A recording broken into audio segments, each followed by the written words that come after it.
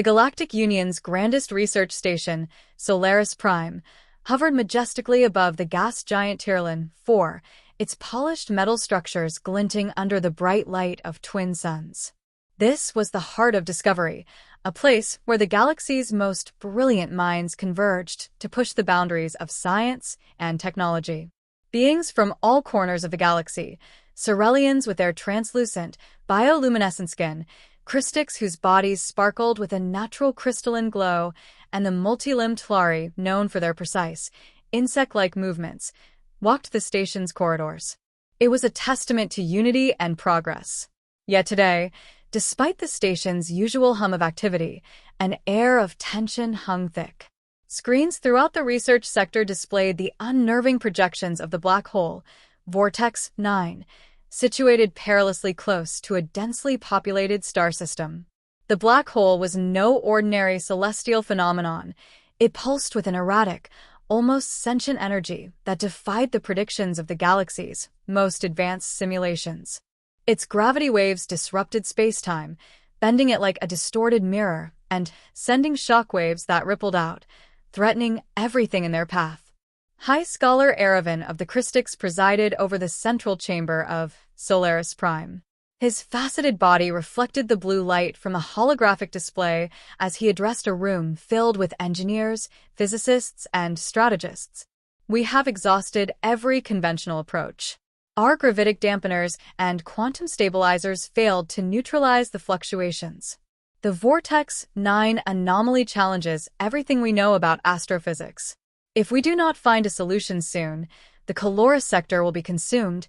Murmurs of agreement and concern rippled through the crowd. Among them were the human representatives from Earth, a small but distinctive group led by Commander Alara Trent. She stood out not just for her presence, but for the fierce determination in her eyes. Alara's short, dark hair framed a face that carried the marks of years spent in challenging space missions. Beside her was Dr. Marcus Vale, an astrophysicist whose name was spoken with reverence across academic circles. His theories often defied the conventions of established science, something that had earned him both admiration and skepticism. The humans had been quiet for most of the briefing, absorbing the data and whispers of failed strategies. But now, Alara exchanged a glance with Marcus, a silent conversation passing between them. "High Scholar Aravan," Alara said, her voice cutting through the din. "With your permission, Dr. Vale, and I would like to propose an alternative approach." All eyes turned to her, some curious, others doubtful. The humans were known for their bold, sometimes reckless methods. Still, their contributions over the years had proven invaluable, if unorthodox. Aravan's body glowed a cautious purple. "Commander Trent, proceed." Marcus stepped forward, tapping into the holographic interface to project a new visual. It was a complex array of data points orbiting a simulated black hole, marked with shifting pulses of energy. "Our team believes that Vortex 9's fluctuations can be balanced not by fighting them with static technology, but by introducing controlled, adaptive disturbances that mirror its erratic nature." The crowd's silence deepened. The idea was as unconventional as it was risky. "You're suggesting we create microsingularities to pulse in time with the black hole's gravitational waves?" asked a Cerulean physicist, her skin glowing a disapproving shade of blue. "Yes," Marcus said, his dark eyes flashing with conviction. "We match chaos with controlled chaos. If we can sync the fluctuations of artificial singularities with Vortex 9's waves, we could stabilize the gravitational distortions long enough to buy the sector time to evacuate and potentially develop a permanent solution." A ripple of shock moved through the audience. It was a daring concept, bold to the point of being outrageous. The risks were undeniable.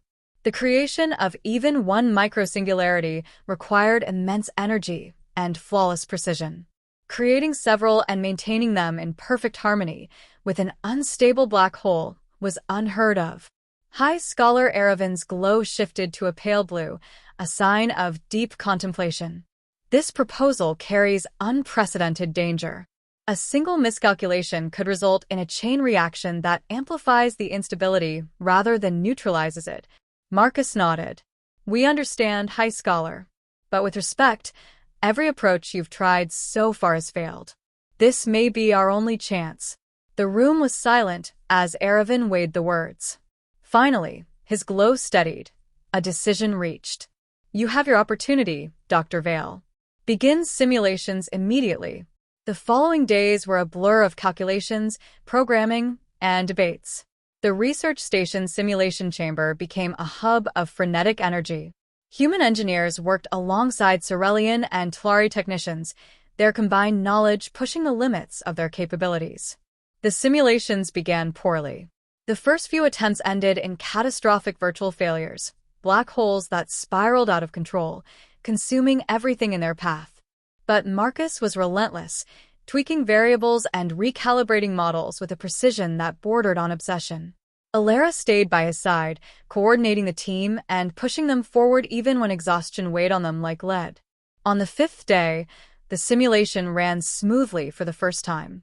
The room erupted in cheers as the holographic representation of Vortex 9 stabilized under the influence of the microsingularities. The energy waves pulsed in harmonious tandem, creating a rare moment of balance. Alara allowed herself a small smile as she turned to Marcus. "We did it." But the true test was still to come. The time had arrived to deploy the technology in the field. Drones equipped with the microsingularity generators were launched from the Aurora's edge, a vessel positioned at the edge of Vortex 9's influence. The entire operation was monitored from Solaris Prime, the tension so palpable it felt like a physical force pressing down on everyone present. The drones approached the black hole, their positioning precise as they circled Vortex 9 and activated the singularity generators. The initial pulse was met with bated breath, the seconds stretching into an eternity as data streamed in. The gravitational waves surged and then settled. The room burst into applause, the alien scientists and human engineers alike celebrating the impossible. For the first time in weeks, hope surged through the Union's collective consciousness. However, that hope was short-lived. Just as quickly as the black hole stabilized, the reading shifted. The synchronized pulses began to falter, and one by one, the microsingularities destabilized. Alarms blared, and panic rippled through the observation deck. "Shut them down. Shut them all down." Aravan's voice cut through the chaos, but it was too late. The black hole flared, its energy surging in erratic pulses that sent shockwaves through space.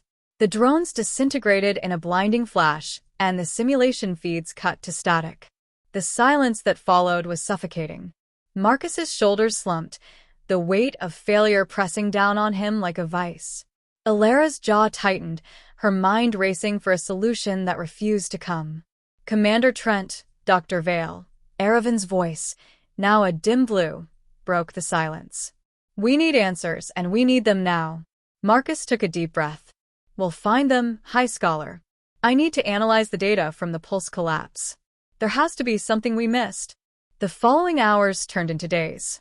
Marcus and Alara pored over the data, replaying every millisecond of the failed test. They found their answer in the smallest detail, a phase shift that occurred just as the last drone lost synchronization. It was a discrepancy so minor it had been easy to overlook, but it explained everything. The pulses had to adapt not just to the black hole's existing fluctuations, but to shifts caused by the stabilization process itself. "We need adaptive AI," Marcus said, a fire returning to his eyes. "A system that can adjust the microsingularities in real time, learning and responding as it happens." Aravan approved the new plan, albeit with visible reluctance. The Union's top AI specialists were brought in to integrate Marcus's code with an adaptive learning matrix. It was a race against time. The gravitational surges were already beginning to affect outer colonies. The final attempt was made 2 weeks later.